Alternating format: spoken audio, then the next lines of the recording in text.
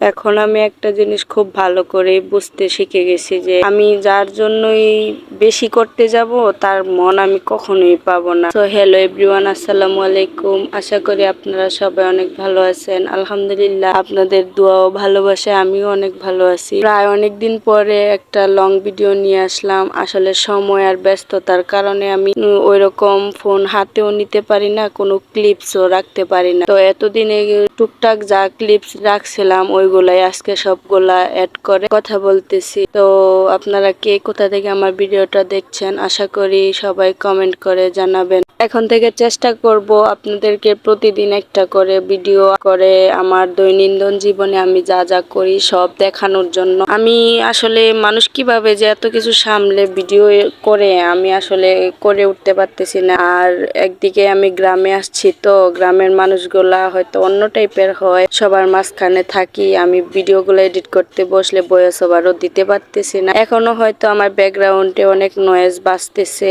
আমার কিছু করার নাই। প্লিজ আপনারা সবাই একটু মেনে নিবেন, কারণ আমি এখন পুকুর পাড়ে বসে আপনাদেরকে ভয়েস ওভার দিতেছি। এখানে সকালবেলা আমি উঠে কাজকাম কিছু টুকটাক করছিলাম। এখন আপাতত আমি কোনো কাজকাম করছি না, আমার শাশুড়ি মাই সব কাজ করতেছেন, আমি টুকটাক মাঝে মাঝে হেল্প করি।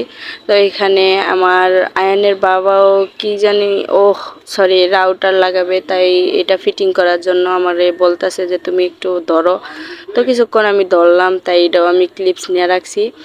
সন্ধ্যাবেলা আবার এই রসুন দিয়ে খুদ আমাদের এইদিকে খায়, আমার কাছে অতটা ভালো লাগে না, তারপরও আমার ননদ আইনা দিছে, তো আমি খাইলাম।